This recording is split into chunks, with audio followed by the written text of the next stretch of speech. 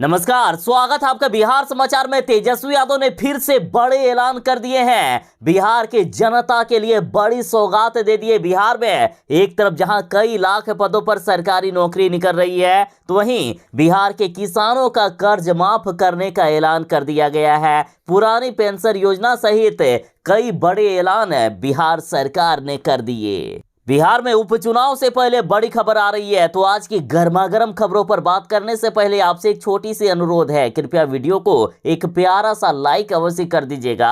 आपका लाइक करना ही हमारी मेहनत का फल होता है। बिहार में उपचुनाव से पहले बड़ी खबर आ रही है। देखिए, तेजस्वी यादव ने ऐलान कर दिया है कि हम जुमला पार्टी नहीं है, हम अपने सभी वादों को पूरा करेंगे। और तेजस्वी यादव के वादों में पुरानी पेंशन योजना भी है और बिहार के 4 लाख शिक्षक कर्मी, मतलब टोटल बात करें तो बिहार के 5 लाख शिक्षकों व कर्मचारियों पर अगर पुरानी पेंशन स्कीम लागू होता है तो सीधा लाभ पहुंचेगा। और तेजस्वी यादव जैसे कह रहे हैं कि हम अपने सभी वादों को पूरा करेंगे, तो अब जनता ये जवाब चाहती है कि आखिर कब पुरानी पेंशन योजना को लागू किया जाएगा, सरकार इस पर क्या चाहती है। देखिए, पुरानी पेंशन योजना की मांग इसलिए उठ रही है क्योंकि आरजेडी, कांग्रेस और वामपंथी दलों ने सरकार से बाहर रहने पर लगातार पुरानी पेंशन स्कीम लागू करने की मांग की थी। आरजेडी ने तो अपने घोषणा पत्र में भी इसे शामिल किया था।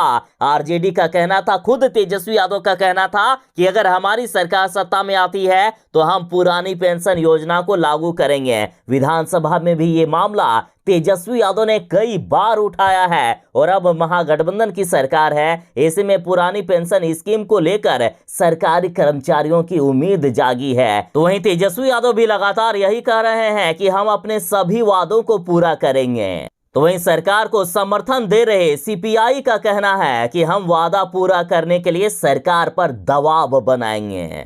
तो जिन्होंने भी पुरानी पेंशन योजना की मांग की थी वे सारे दल अभी सत्ता में हैं, इसलिए अब कहा जा रहा है कि आखिर कब पुरानी पेंशन योजना लागू होगी। बिहार में उपचुनाव से पहले तेजस्वी यादव ने ऐलान कर दिया है कि हम अपने सभी वादों को पूरा करेंगे। जिन जिन वादों को हमने किया है उन सभी वादों को हम पूरा करेंगे। तो आखिर तेजस्वी यादव ने क्या कुछ करने का वादा किया है, तो देखिए, सबसे पहले तो 10 लाख सरकारी नौकरी दिया जाएगा, जिसकी शुरुआत हो गई है। साथ ही तेजस्वी यादव के वादों में सबसे बड़ा वादा ये भी है कि तेजस्वी यादव किसानों का कर्ज माफ करेंगे। तो बड़ी खबर है, बिहार के किसानों के लिए किसानों के कर्ज माफ होने वाले हैं। तो वहीं बिहार के शिक्षकों के लिए बड़ी खबर है, शिक्षकों को समान काम समान वेतन दिया जाएगा। साथ ही संविदा प्रथा को खत्म कर सभी कर्मचारियों को अस्थायी किया जाएगा। बिहार के युवाओं के लिए भी बड़ी खबर है कि सरकारी नौकरियों में फॉर्म भरने के लिए बिहार के युवाओं को आवेदन शुल्क अब नहीं देना होगा। परीक्षा केंद्र तक की यात्रा भी बिल्कुल ही फ्री होगी। और जब तक तेजस्वी यादव बिहार के युवाओं को रोजगार या नौकरी नहीं दे देंगे, तब तक बेरोजगार युवाओं को 1500 रुपये बेरोजगारी भत्ता दिया जाएगा। बिहार में डोमिसाइल पॉलिसी लागू होगी। सरकारी नौकरियों के 85% पद बिहार के युवाओं के लिए आरक्षित होगा। उपचुनाव से पहले तेजस्वी यादव ने ऐलान कर दिया है कि हम अपने सभी वादों को पूरा करेंगे।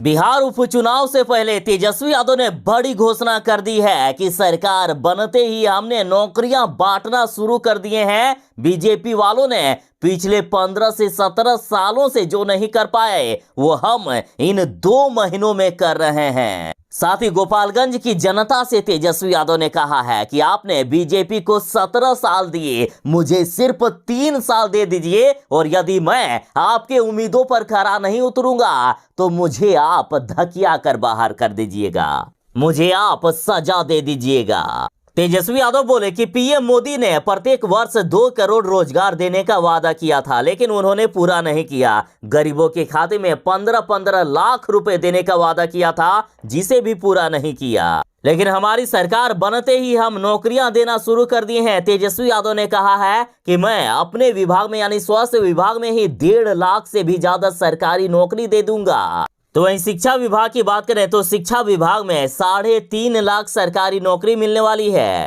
और सारी बहालियां बस कुछ ही दिनों में होगी। देखिए, शिक्षा विभाग की बात करें तो देखिए, 7वें चरण की शिक्षक बहाली प्रक्रिया दिसंबर अंत तक या जनवरी तक आ सकती है। सातवें चरण की शिक्षक बहाली में प्रारंभिक स्कूलों में 80,257 पदों पर बहाली होगी। हाई स्कूल के 1,22,000 पदों पर, प्रधानाध्यापक के 6,000 और पुस्तकालय अध्यक्ष के 1,893 पदों पर नौकरी मिलेगी। तो वहीं पुलिस विभाग की बात करें तो पुलिस विभाग में 1 लाख पुलिस कर्मियों की भर्ती होगी और ये भी प्रक्रिया जल्द शुरू करने का नीतीश कुमार जी ने निर्देश दे दिया। बिहार के गांवों के लिए बड़ी खबर है। सरकार ने ऐलान कर दिया है कि बिहार के सभी गांवों में छठ के बाद लगेगी सोलर स्ट्रीट लाइट। देखिए, बिहार के शहरों की तरह अब गांव भी जगमग होगा। शहरों में बिजली कट जाने से थोड़ी परेशानी होती है, लेकिन बिहार के गांव में बिजली कट भी जाए फिर भी रातों में जगमग होगा। बिहार के सभी गांवों में सोलर स्ट्रीट लाइट बस कुछ ही दिनों में लगेगी। बिहार में छठ पूजा के बाद गांव में सोलर स्ट्रीट लाइट लगानी शुरू हो जाएगी। देखिए, बिहार की सभी 8,067 पंचायतों में लाइट लगनी है और इसके अंतर्गत राज्य के ग्रामीण क्षेत्रों के हर वार्ड में 10-10 सोलर स्ट्रीट लाइट लगाई जाएगी। राज्य में 1,10,000 ग्रामीण वार्ड हैं और इसके अलावा ग्राम पंचायत की अनुशंसा पर 10 स्ट्रीट लाइट महत्वपूर्ण स्थानों पर लगाई जाएगी और ये महत्वपूर्ण स्थान संबंधित पंचायत के स्कूल, खेल मैदान, पंचायत सरकार भवन, बाजार आदि हो सकते हैं। गांव के चौक चौराहे और गलियां रात में रोशन रहे और इसी मकसद से इस योजना की शुरुआत की गई है। बिहार के सरकारी स्कूलों में पढ़ने वाले बच्चों के लिए बड़ी खबर है कि अब बच्चों के खाते में किताब खरीदने के लिए पैसे नहीं भेजे जाएंगे, बल्कि इस बार से खाते में पैसे के बदले मिलेगी स्कूलों से किताब। अब बिहार सरकार फिर से 5-6 साल पुरानी व्यवस्था को बिहार में लागू कर रही है। बिहार के पहली से लेकर 8वीं क्लास तक के बच्चों को किताब खरीदने के लिए उनके खाते में पैसे नहीं भेजे जाएंगे। देखिए, अब तक जो नियम लागू था उसके अनुसार कक्षा 1 से 5 तक के बच्चों को 250 रुपये प्रति छात्र और कक्षा 6 से लेकर 8वीं तक के बच्चों को 400 रुपये प्रति छात्र किताब खरीदने के लिए सरकार उनके खाते में पैसे भेजती थी। लेकिन बिहार के 25 से 40% बच्चे ही अब तक किताब खरीद पाए हैं और इसलिए सरकार अब उनके खाते में पैसे नहीं भेजेगी, बल्कि अब 1.5 करोड़ बच्चों को अप्रैल के पहले सप्ताह से ही स्कूलों से ही किताब मिलेगा। बिहार के सरकारी स्कूल में पढ़ने वाले छात्रों के लिए बड़ी खबर है। देखिए, 75% से कम हाजिरी वाले छात्र छात्राओं को नहीं मिलेगी इस बार साइकिल और पोशाक।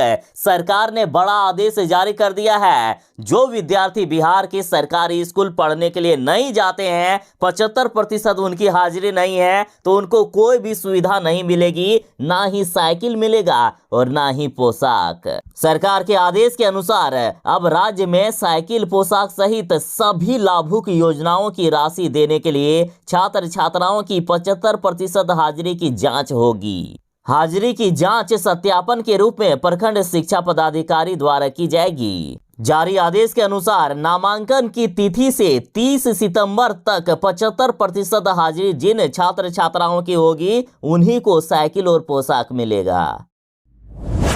बिहार के किसानों के लिए बड़ी खबर है। देखिए, बिहार सरकार 1 नवंबर से धान की खरीद करने वाली है। जिन किसानों ने अपने धान को तैयार कर लिया है तो सरकार अब उनसे धान की खरीद करेगी। तो वहीं बिहार की राजधानी पटना की बात करें तो पटना में 15 नवंबर से शुरू होगा धान की खरीद। यदि कुल मिलाकर बात करें तो धान की खरीद उत्तर बिहार के सभी जिलों में 1 नवंबर से शुरू होगी और दक्षिण बिहार के सभी जिलों में 15 नवंबर से शुरू होगी। 31 मार्च 2023 तक सरकार धान की खरीद करेगी और इस बार ए ग्रेड के धान का न्यूनतम समर्थन मूल्य 2060 रुपये और साधारण धान का न्यूनतम समर्थन मूल्य 2040 रुपये प्रति क्विंटल निर्धारित किया गया है।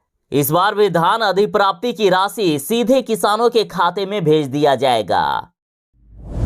बिहार में उपचुनाव से पहले मुख्यमंत्री नीतीश कुमार जी ने बीजेपी पर बड़ा हमला बोला है। मुख्यमंत्री जी का कहना है कि आप लोग यदि बीजेपी को वोट देना चाहते हो तो वोट देने से पहले एक बार जरूर सोचें। ये बीजेपी वाले कभी भी नहीं चाहते हैं कि बिहार का भला हो, बिहार का विकास हो। मुख्यमंत्री जी ने कहा है कि जब मैं बीजेपी के साथ था तब कई बार बिहार को विशेष राज्य का दर्जा देने की मांग किए, लेकिन बीजेपी वालों ने मेरी एक ना सुनी और इसलिए मैं बीजेपी से अलग हुआ हूं ताकि बिहार का अब विकास कर सकूं।